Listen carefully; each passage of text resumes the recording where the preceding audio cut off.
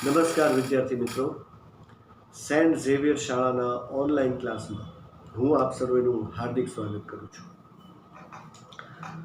કંપનીના સંચાલકોનું ચેપ્ટર જે secretarial પ્રેક્ટિસનું 5મું chapter છે એ આપણે શરૂ કર્યું છે. અને આ ચેપ્ટરમાં સંચાલકો વિશેની જે મહત્ત્વની બાબતો છે એથી આપણે પરિચિત થઈ રહ્યા છીએ. જેમાં સંચાલકોની વ્યાખ્યા એનો વિશિષ્ટ જે દરજ્જો કાનૂની કંપનીમાં મળેલો છે એની વિશે વાત કરી. અને છેલ્લે સંચાલકોની સંખ્યા, એમનો ઓળખ ક્રમાંક અને એમની નિમણૂક બાબતે જે પ્રથમ સંચાલકો અને ત્યારબાદ જે નિયમિત રીતે નિમણૂક પામેલ સંચાલકો છે એની પણ માહિતી આપણે છેલ્લા લેક્ચરમાં મેળવી. આ ચેપ્ટર અગત્યનું ચેપ્ટર છે, 11 માર્કનું ચેપ્ટર છે અને ABCDE આ બધા સેક્શનમાં આના પ્રશ્નો જે છે આવે છે. તો આને ધ્યાનમાં લઈને બોર્ડ દ્વારા જે બાદ કરવામાં આવેલા છે એ પોઈન્ટ આપણે નથી લીધા અને એની સિવાય જે ઇન્ક્લુડ છે એટલા પોઈન્ટને જ આપણે લઈએ છીએ. તો એને ધ્યાનમાં લઈ અને હવેનો પોઈન્ટ જે છે એ આપણે આગળ વધીએ છીએ અને એ પોઈન્ટ કન્ટિન્યુ છે, જે છે સંચાલકોના પ્રકારો. સંચાલકોના પ્રકારો. કંપનીમાં સંચાલક મંડળ હોવું જ જોઈએ, ફરજિયાત છે, કારણ કે સર્વોચ્ચ સત્તા છે, નીતિ વિષયક નિર્ણયો લે છે, એટલે સંચાલક મંડળ વગર કામગીરી ના થઈ શકે. પણ આવા સંચાલકો બાબતે જે એના પ્રકારો આપ્યા છે, એટલે કે કેવા કેવા સંચાલકોના પણ પ્રકાર છે, એવા કુલ તમને 7 અલગ અલગ પ્રકારો આપેલા છે. આ 7 પ્રકારમાં શું વિશેષતા છે, મહત્વ શું છે, શું કામ આ પ્રકારો પડેલા છે, એ વિશે આપણે હવે આગળ વાત કરીએ છીએ. 7 પ્રકારો એ એક પછી એક સમજાવેલા છે અને આ મોટા પ્રશ્નની રીતે પણ આપણે ખાસ યાદ રાખવાનું છે. તમને સંચાલકોના પ્રકારો સમજાવો 3 કોઈ પણ 4, 3 એવી રીતે મોટા પ્રશ્નોમાં પણ આવી શકે. અને જેમ પહેલું ચેપ્ટર કીધું હતું, શેર બહાર પાડવાના નાના નાના પ્રશ્નો તો છે જ, તે MCQ BSQ, એટલે એ રીતે પણ આમાંથી ઘણા બધા પ્રશ્નો નીકળી શકશે. આ જે પ્રકારો સમજાવેલા છે એમાં એક પછી એક આપણે લઈએ છીએ. તો પહેલો પ્રકાર જે આવે છે સંચાલકોનો એ છે સ્વતંત્ર ડિરેક્ટર, એટલે કે સ્વતંત્ર સંચાલકો.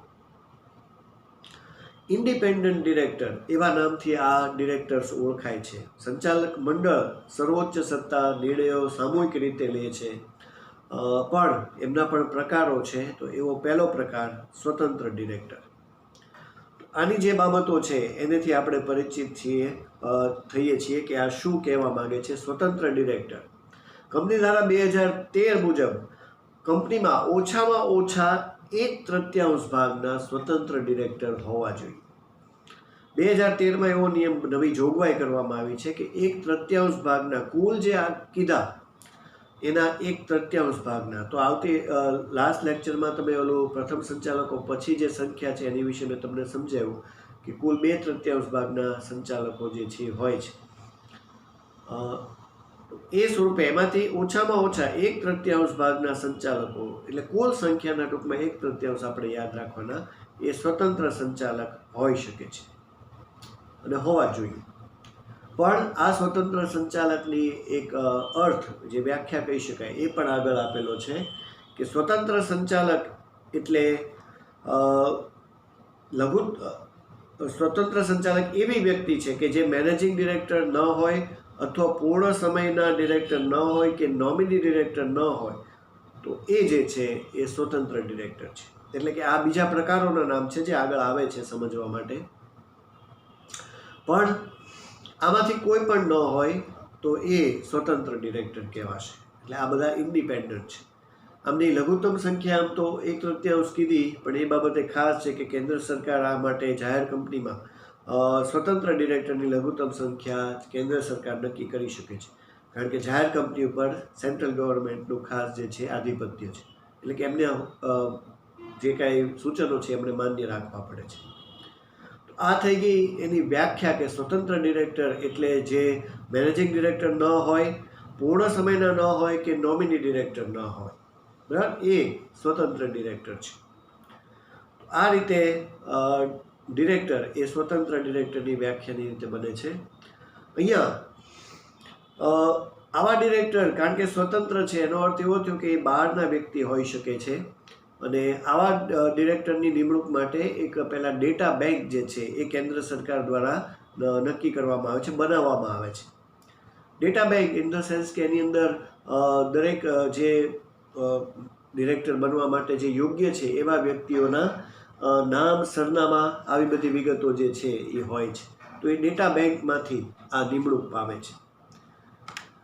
ડેટા બેંકની અંદર જે ઈચ્છુક વ્યક્તિઓ છે એના નામ, સરનામા, લાયકાતો આ બધું જે છે એ જાળવી રાખવામાં આવે છે. અને જે કંપનીમાં સ્વતંત્ર ડિરેક્ટરની જરૂરિયાત હોય એની માહિતી આ ડેટા બેંકમાંથી મેળવી શકે છે, અથવા ડેટા બેંક જે છે આ માહિતી એમને મોકલે છે જો એમને ખ્યાલ આવે કે આમાં ડિરેક્ટરની જરૂર છે.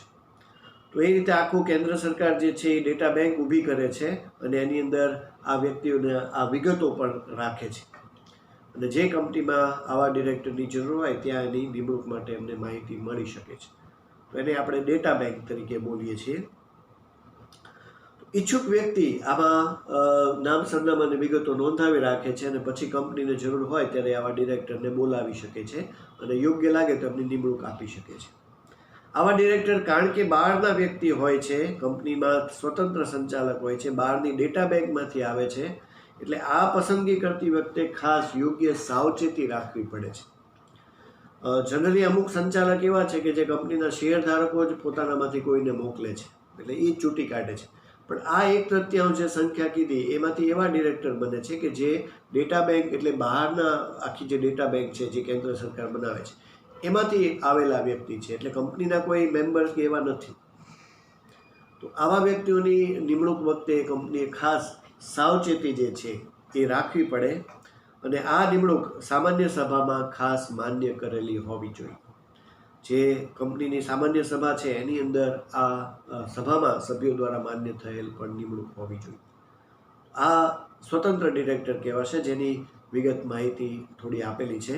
તો આમાં સંખ્યા, એની વ્યાખ્યા, ડેટા બેંક વિશે માહિતી, આ બધા જે છે એ શોર્ટ ક્વેશ્ચનની રીતે પણ આ પૂછાઈ શકે છે. અને પ્રકારો તો જે છે એક પછી એક અલગ અલગ તમને 3 કે 4 માર્કમાં આ પૂછાઈ જ શકે છે.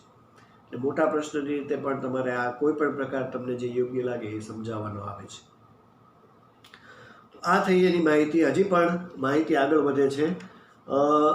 આ જે ડિરેક્ટર નિમાય છે એને સ્વતંત્ર ડિરેક્ટર કહેવાય છે. અને એકવાર એ નિમાય પછી એમની જે મુદ્દત છે એ 5 વર્ષની હોય છે. કન્ટિન્યુ 5 વર્ષ જે છે એ મુદ્દત સળંગ રહી શકે છે.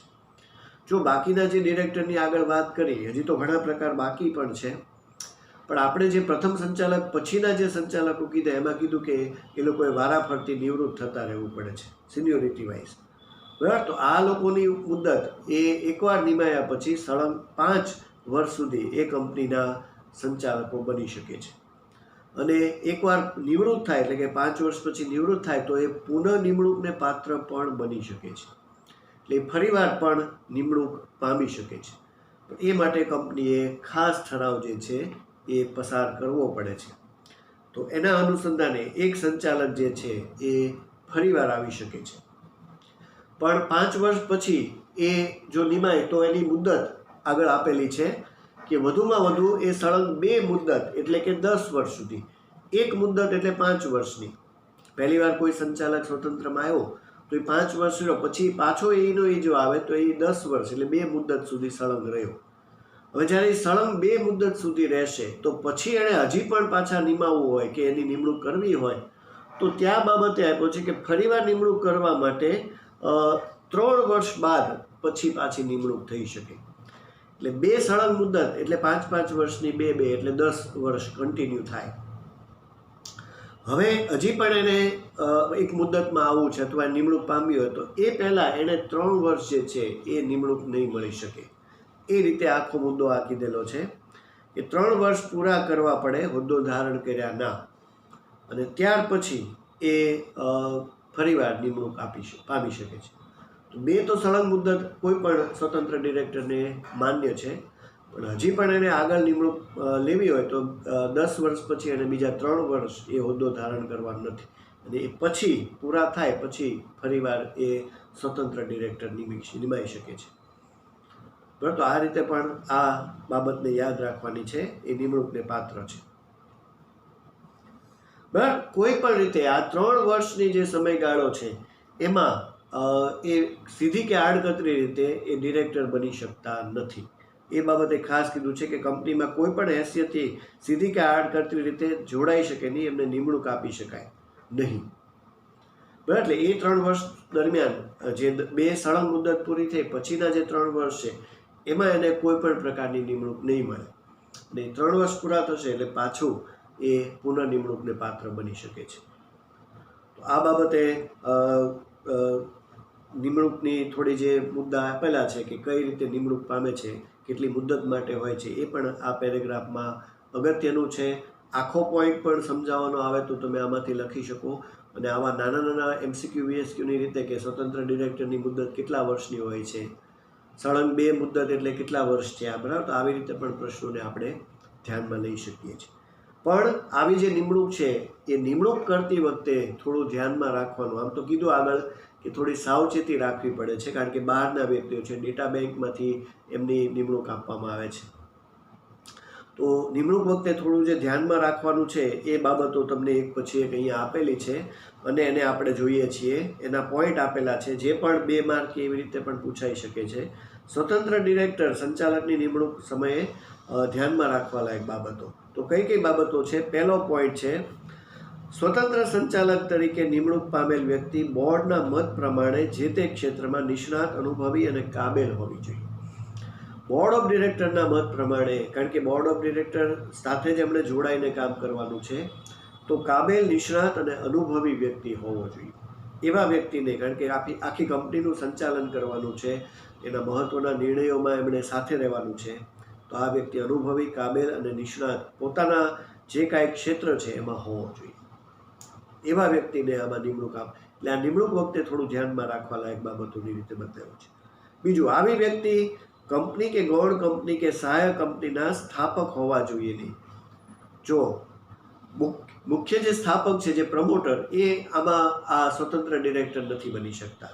કે એની ગૌણ કંપની હોય કે એની જે કંપનીના સહાયક કંપની હોય, કોઈ પણ પ્રકારની, ટૂંકમાં એ કંપની સાથે જે કંપની જોડાયેલી છે એના એ સ્થાપના કરનાર વ્યક્તિ તરીકે ન હોવા જોઈએ. એવો કોઈ વ્યક્તિ ન હોવો જોઈએ જે આ કંપની કે એની ગૌણ કંપનીની સ્થાપનામાં જોડાયેલો છે કે સ્થાપક છે.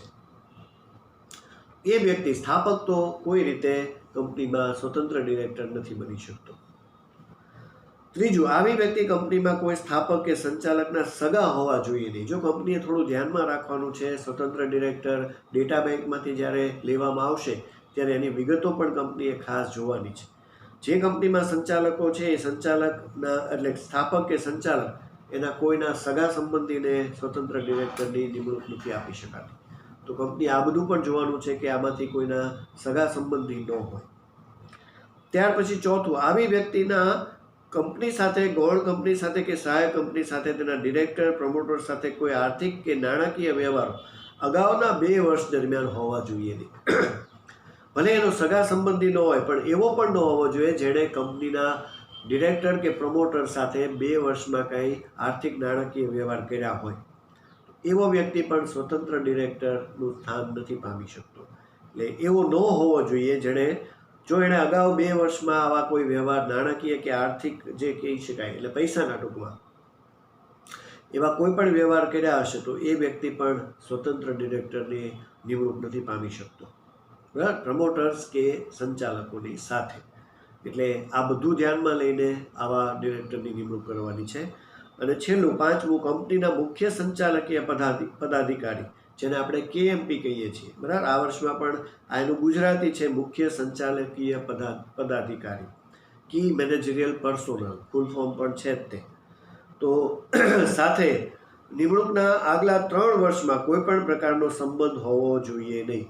KMPમાં જે નિમણૂક પામેલા છે એમની સાથે પણ છેલ્લા 3 વર્ષમાં, ટૂંકમાં એ સ્વતંત્ર એટલે એમ કહી શકાય કે આ બધી બાબતો ઉપરથી એવું સમજી શકાય કે સ્વતંત્ર એટલે સાવ અલગ જ હોવો જોઈએ. કંપની સાથે એને લગભગ જે છે કાંઈ લેવા દેવા ન હોય, પણ નિષ્ણાત હોવો જોઈએ, અનુભવી, કાબેલ વ્યક્તિ હોવો જોઈએ જે તે ક્ષેત્રમાં પોતાના. આ બધી બાબતો એટલે જ કીધું આગળ કે સાવધાની રાખી અને આવા સ્વતંત્ર ડિરેક્ટરની નિમણૂક કરવાની છે અને એ સંચાલક મંડળ સાથે જોડાય અને યોગ્ય રીતે કામગીરી કરશે. તો આ માહિતી જે પ્રકારો સંચાલકોના આપેલા છે એમાં પહેલો પ્રકાર સ્વતંત્ર ડિરેક્ટરની વિગતવાર માહિતી. બરાબર, અહીંયા પણ આખો પ્રશ્ન જે છે એમાં પણ આ પ્રકારોમાં આ તમે લખી શકો વિગતવાર, ઘણું બધું વિગતવાર માહિતી લખવી પડે. શોર્ટ ક્વેશ્ચન પણ ઘણા છે. હમણાં જે આપણે નિમણૂક બાબતે ધ્યાનમાં રાખવા કીધું એ પણ થોડા નાના પ્રશ્નોની રીતે પણ 2 માર્ક એવી રીતે આવી શકે છે. તો આવી રીતે પણ આને ખાસ વાંચવાનું છે, યાદ રાખવાનું છે અને પાકું કરવાનું છે. પહેલો પ્રકાર થયો સ્વતંત્ર ડિરેક્ટર, ઇન્ડિપેન્ડન્ટ ડિરેક્ટર. હવે આવે છે આનો બીજો પ્રકાર. બીજો પ્રકાર છે મેનેજિંગ ડિરેક્ટર. વિદ્યાર્થી મિત્રો, આ ચેપ્ટરમાં સંચાલકોની માહિતી છે, એટલે કે બોર્ડ ઓફ ડિરેક્ટર્સની. એમાં આ જે પ્રકાર છે એ ખૂબ મહત્વનો છે, મેનેજિંગ ડિરેક્ટર. આની માહિતી તમને ચેપ્ટરમાં, આ જે ચેપ્ટર પૂરું થશે, સંચાલકોની માહિતી પૂરી થશે પછી મેનેજિંગ ડિરેક્ટરની વિગતવાર માહિતી એ આ ચેપ્ટરમાં આપેલી છે, જેની કરતાં ઘણી બધી વિસ્તૃત છે.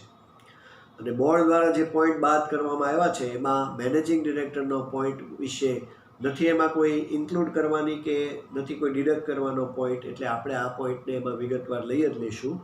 પણ અત્યારે જે કાંઈ શોર્ટ માહિતી છે એનાથી આપણે પરિચિત થઈ લઈએ, પછી આ વિગતવાર આગળ આપણે આ ફરીવાર આ પોઈન્ટ આવવાનો જ છે. તો આ બીજો પ્રકાર આપ્યો છે મેનેજિંગ ડિરેક્ટર. ખૂબ અગત્યનો મુદ્દો છે અને એની વિશે સમજીએ છીએ.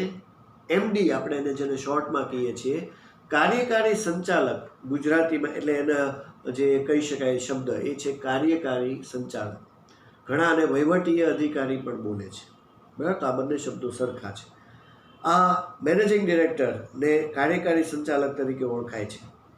આમ તો સંચાલકો જે છે એ સર્વોચ્ચ સત્તા છે. કંપનીની આખું જે કાંઈ વાણિજ્ય વ્યવસ્થાનું વ્યવસ્થાપન છે, નીતિ વિષયક નિર્ણયો લેવાના છે, એ સંચાલક મંડળના હાથમાં છે.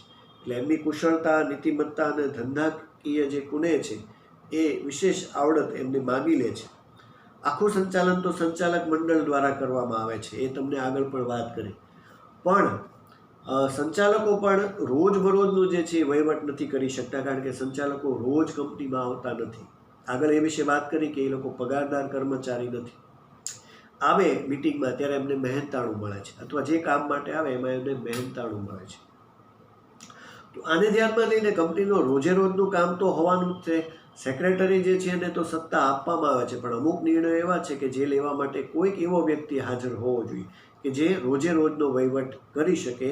એ વ્યક્તિ જે કંપનીની સંભાળ રાખી શકે, વહીવટ રોજબરોજનો કરી શકે, એ વ્યક્તિ છે મેનેજિંગ ડિરેક્ટર. બરાબર, તો આ મેનેજિંગ ડિરેક્ટર જે શબ્દ, હજી પણ એની વ્યાખ્યા કે એવું નથી, પણ ટૂંકમાં મેનેજિંગ ડિરેક્ટર કે પૂર્ણ સમયના ડિરેક્ટર કે મેનેજર, એની નિમણૂક હંમેશા કંપનીમાં હોવી જોઈએ. સંચાલકો કંપનીમાં રોજે નથી આવી શકતા, એટલે ઉચ્ચ હોદ્દા ઉપર બિરાજવા માટે એવો એક વ્યક્તિ હોવો જોઈએ કે રોજે રોજ આવી શકે. એમાં એક છે મેનેજિંગ ડિરેક્ટર અથવા પૂર્ણ સમયના ડિરેક્ટર કે મેનેજર. બરાબર, આ ત્રણેય આમ તો એક સર્વોચ્ચ હોદ્દા ઉપર છે. એટલે જે એવું કહી શકાય કે મેનેજર હોય તો મેનેજિંગ ડિરેક્ટરની જરૂર નથી, પૂર્ણ સમયના ડિરેક્ટર હોય તો મેનેજિંગ ડિરેક્ટર કે મેનેજરની જરૂર. ટૂંકમાં કોઈ એક હોય, કારણ કે એ રહી અને રોજે રોજના કામ કરશે. એવો વ્યક્તિ એ મેનેજિંગ ડિરેક્ટર તરીકે ઓળખાશે. બરાબર, નીતિ વિષયક નિર્ણયો જે સંચાલક મંડળ લે છે એના રોજબરોજના નીતિ વિષયક નિર્ણયો અમલ કરાવવામાં સેક્રેટરી તો છે જ તે, પણ એને પણ ધ્યાન દોરવામાં અને એને સત્તા આપવામાં મેનેજિંગ ડિરેક્ટર જે છે હોય છે. આવા મેનેજિંગ ડિરેક્ટરની નિમણૂક સંચાલક મંડળ દ્વારા કરવામાં આવે છે. બોર્ડ ઓફ ડિરેક્ટર, આમ તો એ એમનામાંથી જ કોઈ હોય છે એવું કહેવાય છે. બોર્ડ ઓફ ડિરેક્ટરમાંથી જ એક વ્યક્તિને મેનેજિંગ ડિરેક્ટર બનાવવામાં આવે છે. તો આ પણ એક પ્રકાર છે જે સંચાલકોનો પ્રકારમાં જ આવી જશે. એમડી જેને આપણે કહીએ મેનેજિંગ ડિરેક્ટર, કાર્યકારી સંચાલક. પણ આ થોડી માહિતી છે, હજી પણ એની વિસ્તૃત માહિતી આપણે આ ચેપ્ટરના જ્યારે સંચાલકોની માહિતી પૂરી થશે ત્યારે જોઈશું અને એ આપણે ઇન્ક્લુડ રાખશું. તો આ બીજો પ્રકાર થયો રોજે રોજના વહીવટ કરવા માટે મેનેજિંગ ડિરેક્ટર. બરાબર, આગળ વધીએ છીએ વિદ્યાર્થી મિત્રો. નેક્સ્ટ જે આવે છે એ છે નોમિની ડિરેક્ટર. આ ડિરેક્ટર શું છે અને એની વિશે જે માહિતી આપેલી છે. તો નિયમનપત્રની જોગવાઈ અનુસાર જે નોમિની ડિરેક્ટર છે એની નિમણૂક કરવામાં આવે છે. નિયમનપત્રની જોગવાઈ અનુસાર અમુક સંજોગો એવા છે કે જે અનુસાર આવા નોમિની ડિરેક્ટર જે છે એને નિમણૂક કરી શકાય છે. બરાબર, તો આ ડિરેક્ટરની નિમણૂક અંગેના થોડાક જે સંજોગો છે નિયમન પત્રની જોગવાઈ મુજબ એ તમને અહીંયા 3 આપેલા છે કે આવા ડિરેક્ટરની ક્યારે જરૂર પડે છે. તો એ આપણે જોઈ લઈએ છીએ. 3 સંજોગો છે અને એ પણ એક પ્રશ્નની રીતે પણ તમને પૂછાઈ શકે. પહેલું છે, કોઈ સંસ્થા સાથે થયેલ સમજૂતી અનુસાર નોમિનેટ કરવામાં આવેલ વ્યક્તિને ડિરેક્ટર તરીકે નિમણૂક આપવામાં આવે છે. કંપનીએ કોઈ સંસ્થા સાથે સમજૂતી કરી હોય તો એમાં જે સમજૂતી થઈ છે એના અનુસાર આ વ્યક્તિ નોમિની બની શકે છે. એ નોમિનેટ કરવામાં આવ્યો છે કે સંસ્થાએ કીધું છે અને કંપનીએ એમની સાથે સમજૂતી કરાર પણ કર્યો છે. તો એ બંને મુજબ એ વચ્ચે કરાર મુજબ એક કોઈ વ્યક્તિ જેને કરાર અનુસાર નોમિની ડિરેક્ટર બનાવી શકાય છે. આ પ્રકાર જ છે, જે નામ જ આવું છે, નોમિની ડિરેક્ટર. તો એ વ્યક્તિને ડિરેક્ટરના જે સંચાલક મંડળ છે એમાં સ્થાન મળી શકે છે આ સંજોગોમાં, જો સંસ્થા સાથે કરાર સમજૂતી થઈ હોય તો. પ્રવર્તમાન કાયદા અનુસાર કોઈ સંસ્થા દ્વારા નોમિનેટ કરાયેલ વ્યક્તિને ડિરેક્ટર તરીકે નિમણૂક સમજૂતી કરી હોય, અથવા તો અત્યારે કાયદો પણ એવો કે છે કે કોઈ સંસ્થા દ્વારા જો નોમિનેટ કરવામાં આવ્યો હોય વ્યક્તિને તો એને પણ કંપની સંચાલકમાં સ્થાન આપી શકે છે. બરાબર, તો એ પણ અહીંયા આમ તો પહેલો અને બીજો પોઈન્ટ થોડા સરખા જેવા જ છે, પણ ટૂંકમાં સંસ્થા પણ નોમિની ડિરેક્ટર મોકલી શકે છે. અને આ સંજોગો જ છે માત્ર. અને ત્રીજું કે કેન્દ્ર સરકાર અથવા રાજ્ય સરકાર તરફથી સરકારી કંપનીમાં શેર ધારણ કરવાની રૂએ નોમિનેટ કરાયેલ વ્યક્તિને ડિરેક્ટર. જો કેન્દ્ર સરકાર અથવા તો જે તે રાજ્યમાં કંપની છે એ રાજ્ય સરકાર કોઈ સરકારી કંપનીમાં એવો વ્યક્તિને કોઈને મોકલે કે એણે આ કંપનીના આટલા શેર ખરીદવાના છે, બરાબર, રૂએ એટલે એને દર્શાવેલ બાબતે કે તમારે આટલા શેર જે છે એ આ કંપનીના ખરીદવાના છે, અને એવું બાંયધરી આપીને એ વ્યક્તિ કંપનીમાં નોમિની ડિરેક્ટર બની શકે છે. તો રાજ્ય સરકાર કે કેન્દ્ર સરકાર પણ કોઈ વ્યક્તિને શેર ખરીદવાની સત્તા આપી અને કંપનીમાં ડિરેક્ટર તરીકે મોકલી શકે, એટલે એના નોમિની કહેવાશે. નોમિની એટલે આમ તો વારસદાર ટૂંકમાં, એટલે સંસ્થાએ કીધું તો સંસ્થાના વારસદાર નોમિની, એ રીતે રાજ્ય સરકાર કે કેન્દ્ર સરકારના આ નોમિનેટ થયેલા વ્યક્તિ છે. બરાબર, તો એ રીતે પણ સંચાલકમાં એક પ્રકાર બની શકે નોમિની ડિરેક્ટર. આ નિયમન પત્રની જોગવાઈ અનુસાર આ સંજોગો ઊભા થાય તો આવી ડિરેક્ટરની નિમણૂક શક્ય છે. ત્યાર પછી એક પ્રકાર આવે છે વધારાના ડિરેક્ટર. વધારાના એટલે આમ વધારાના નહીં કે જે આમ બેઠા રહેતા એવી રીતે વધારાના નહીં. આ કેવા વધારાના કીધા છે કે ઘણી વખત એવા નિષ્ણાત કે કામના વ્યક્તિ છે જેની કોઈ કારણસર કંપનીના સંચાલક મંડળમાં નિમણૂક થઈ શકી નથી, બરાબર, એવા વ્યક્તિની જરૂર હોય પણ કોઈ કારણસર એ વ્યક્તિનો સમાવેશ સંચાલક મંડળમાં થઈ શક્યો નથી. બરાબર, કદાચ સંખ્યા પૂરી થઈ ગઈ હોય કે એ જે તે સમયે ઘણા બધા એવા હોય કે જે યોગ્ય જ હોય અને આ વ્યક્તિ પણ યોગ્ય હતો પણ એને કોઈ કારણસર જે છે એ નિમણૂક મળી શકી નથી. બરાબર, તો એવા સમયે સંચાલક મંડળમાં તો એની જરૂર હતી પણ એ સમયે એની નિમણૂક ન થઈ શકી. તો એવા વ્યક્તિ માટે આ ખાસ છે કે એ સમયે નિમણૂક થઈ શકી નથી પણ એને વધારાના ડિરેક્ટર તરીકે નિયમન પત્રની જોગવાઈ અનુસાર એ સમયે નિમણૂક મેળવવાનું નિષ્ફળ ગઈ છે, પણ અત્યારે એને નિમણૂક આપી શકાય છે. જે ખરેખર નિષ્ણાત હતો, લાયક હતો, પણ જે તે સમયે નો ડિરેક્ટર બની શક્યો, તેને એક વધારાના ડિરેક્ટર તરીકે કામ માટે લઈ શકાય. પણ આમાં ખાસ એ કીધું છે કે સામાન્ય સભામાં ડિરેક્ટર તરીકે નિમણૂક મેળવવામાં નિષ્ફળ ગઈ હોય તો એ વ્યક્તિને નિમણૂક આપી શકાતી નથી. એટલે એની માટે સામાન્ય સભા યોજવામાં આવશે અને સામાન્ય સભામાં બધા સભ્યો જે છે વોટિંગ કરે કે વોટેવર જે રીતે પણ એમાં એને ફરીવાર એક નિમણૂક મળવી જોઈએ. એમાં જો નિષ્ફળ ગઈ હોય તો એને ન બનાવી શકાય. પણ એ વધારાના એટલે માની લો કે કંપનીમાં 7 સંચાલકો છે તો આ એક્સ્ટ્રાની રીતે કે ભાઈ આ વ્યક્તિ પણ યોગ્ય છે, લાયક છે, એટલે એને પણ વધારાના કામ તરીકે એને હેલ્પફુલ થઈ શકે એટલા માટે રાખી શકાય. આવા ડિરેક્ટર જે મુદ્દતે નિમણૂક પામશે એ પછી એની જે કંપનીમાં કામ કરવાની મુદ્દત છે એટલે નિવૃત્ત થવાની મુદ્દત એ સામાન્ય સભા, વાર્ષિક સામાન્ય સભા સુધીની જ છે. અને વાર્ષિક સામાન્ય સભા તમને યાદ છે કે ક્યારે યોજાતી? વર્ષને અંતે, હિસાબી વર્ષને પૂરું થાય એટલે માર્ચ પછી. તો માની લો કે આ વ્યક્તિ જાન્યુઆરીમાં નિમણૂક પામ્યો તોય એને વાર્ષિક સામાન્ય સભામાં નિવૃત્ત થઈ જ જવાનું છે. સપ્ટેમ્બરમાં નિમણૂક પામ્યો તોય એની મુદત તો વાર્ષિક સામાન્ય સભાની છે. તો આ રીતે એને વધારાના ડિરેક્ટર, એટલે 7 છે ડિરેક્ટર કંપનીમાં, પણ કોઈ જગ્યાએ આ વ્યક્તિ નિષ્ણાત હતો અને એને લઈ શકાણો નહોતો તો એને એટલા સમયે વધારાના ડિરેક્ટર તરીકે નિમી શકાય છે.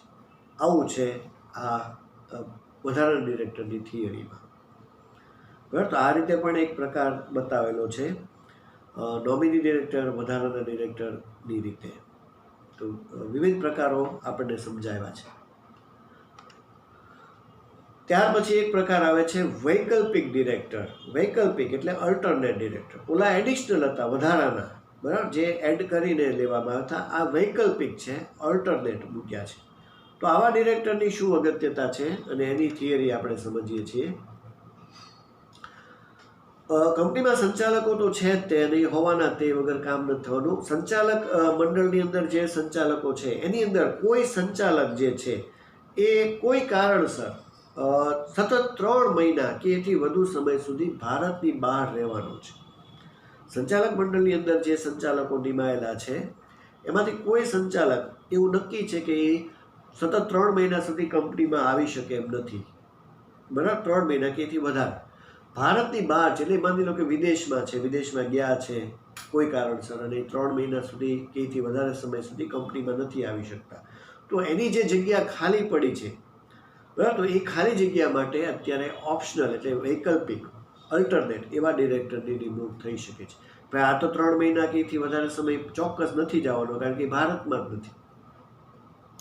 વિડીયો કોન્ફરન્સિંગ નહીં થઈ શકે, પણ કામકાજ કરવા માટે જે છે એ કોઈ એવા વ્યક્તિને નિમણૂક આપી શકાય કે જે આની બદલે હોઈ શકે. બરાબર, તો એ વ્યક્તિ એના નિમણૂક પામે એ વૈકલ્પિક ડિરેક્ટર તરીકે ઓળખાશે. આ એની એક વ્યાખ્યાની રીતે પણ કહી શકાય કે કોઈ પણ કારણસર ડિરેક્ટર 3 માસ કે તે વધુ સમય ભારત બહાર રહેવાનો હોય તો એને બદલે જે ડિરેક્ટરની નિમણૂક કરવામાં આવે એને વૈકલ્પિક તરીકે ઓળખવામાં આવે છે. બરાબર, આ એક માર્કની વ્યાખ્યા પણ એની બની જશે. વૈકલ્પિક ડિરેક્ટર એટલે શું? બરાબર, તો આ વ્યક્તિ નિયમનપત્ર અથવા કંપનીની સામાન્ય સભાના ઠરાવ પસાર કરી અને એને આ નિમણૂક આપી શકાય છે વૈકલ્પિક ડિરેક્ટરની. બરાબર, કોઈ વ્યક્તિ સંચાલક તરીકે જે છે એ ન આવી શકે એમ 3 મહિના કે એથી વધારે, તો આવા ડિરેક્ટર હોઈ શકે છે. આ ડિરેક્ટર્સ નિમણૂક થવાને પાત્ર છે વૈકલ્પિક ડિરેક્ટર તરીકે. જો તે સ્વતંત્ર ડિરેક્ટર તરીકે નિમણૂકને પાત્ર હોય. સ્વતંત્ર ડિરેક્ટરની નિમણૂકની જગ્યાએ વૈકલ્પિક ડિરેક્ટરની નિમણૂક ત્યારે જ કરી શકાય જો તે સ્વતંત્રની, એટલે બીજા જે ડિરેક્ટર છે એમાં એને લઈ શકાય, પણ જો એને સ્વતંત્ર ડિરેક્ટર બનવું હોય તો એની માટે જે લાયકાત નક્કી કરવામાં આવી છે, થોડી આગળ જે ધ્યાનમાં રાખવા બાબત, એને સમજીને પછી જ સ્વતંત્ર ડિરેક્ટર તરીકે નિમી શકાય. બાકી સ્વતંત્ર ન બની શકે. વૈકલ્પિકમાં જે અલ્ટરનેટ છે એ સ્વતંત્ર બનવા માટે થોડોક લાયક હોવો જોઈએ. બાકીના જે નથી આવવાનો એની બદલે એ કામ કરી શકે છે. બરાબર, તો આવા ડિરેક્ટર વૈકલ્પિક. જો એ નિમણૂક અન્ય કોઈ ડિરેક્ટર માટે વૈકલ્પિક પદ ધરાવતી હોય તો તેવી વ્યક્તિની નિમણૂક કરી શકાય નહીં. એટલે બીજે ઓલામાં જો એ ડિરેક્ટર હોય તો એ વૈકલ્પિક ન બની શકે, અલગ વ્યક્તિ જ હોવો જોઈએ. એ રીતે આમાં કીધેલું છે. ટૂંકમાં આ વ્યક્તિ જે નથી આવવાનો ડિરેક્ટર એની બદલે એના ઓપ્શનમાં છે. અને આમાં માહિતી નથી, પણ એવું પણ કહી શકાય કે જ્યારે ઓલો પાછો આવી જાય ત્યારે આ વ્યક્તિ નિવૃત્ત થઈ જશે. બરાબર, અથવા તો જે વાર્ષિક સામાન્ય સભા આવતી હોય ત્યારે આ વ્યક્તિ નિવૃત્ત થઈ જાય છે. આવી માહિતી તમારી જાણકારી માટે જૂના કોર્સમાં હતી, અત્યારે નથી બતાવેલી, પણ આની નિવૃત્તિ આ રીતે હોય છે કે જે 3 મહિનાથી બહાર છે એ પાછો આવે એટલે ઓલો વ્યક્તિ જે એની બદલે છે એ નિવૃત્ત થઈ જાય, અથવા તો વાર્ષિક સામાન્ય સભા આવી જતી હોય તો પણ એ નિવૃત્ત થઈ જાય છે. બરાબર, જાણકારી માટે. તો આને કહેવાશે વૈકલ્પિક ડિરેક્ટર. તો આવા જે વિવિધ પ્રકારો છે એ આ ચેપ્ટરમાં ખૂબ અગત્યના છે અને એની માહિતી આપણે મેળવી રહ્યા છીએ. અત્યારે આપણે 5 પ્રકારો જે છે એની માહિતી મેળવી. સ્વતંત્ર, મેનેજિંગ ડિરેક્ટર, નોમિની, વધારાના અને વૈકલ્પિક. હજી પણ જે પ્રકારો બાકી છે એની માહિતી આપણે આગળના લેક્ચરમાં મેળવશું અને એની વિગતવાર માહિતી આપણે જાણશું. અત્યારે તમારે જે આગળના લેક્ચરમાં જે પૂર્ણ કર્યા છે એ મુજબ ડિરેક્ટરની વ્યાખ્યા અને એના જે કાનૂની દરજ્જા જે શરૂઆતમાં આપેલા છે 4, બરાબર, એટલી થિયરી એટલે વ્યાખ્યા, એમાં નિષ્ણાતની વ્યાખ્યા પણ એડ કરી દેજો, માત્ર કંપની ધારાની નહીં, નિષ્ણાતની 2 વ્યાખ્યા છે એ પણ લખવાની, અને એનો જે કાનૂની દરજ્જા જે 4 આપેલા છે એ એટલી થિયરી તમારે એકવાર આ લખી અને હોમવર્કમાં સબમિટ કરાવવાની છે, બરાબર. તો આ થયું તમારું આ લેક્ચરનું હોમવર્ક. તો અહીંયા લેક્ચર પૂર્ણ કરીએ છીએ. સંચાલકોના વિવિધ પ્રકારો જે છે એની માહિતી હવે આપણે આગળના ચેપ્ટરમાં મેળવશું અને ત્યાર પછીની જે માહિતી છે એ પણ મેળવશું. તો ત્યાં સુધી સર્વે વિદ્યાર્થી મિત્રોને નમસ્કાર.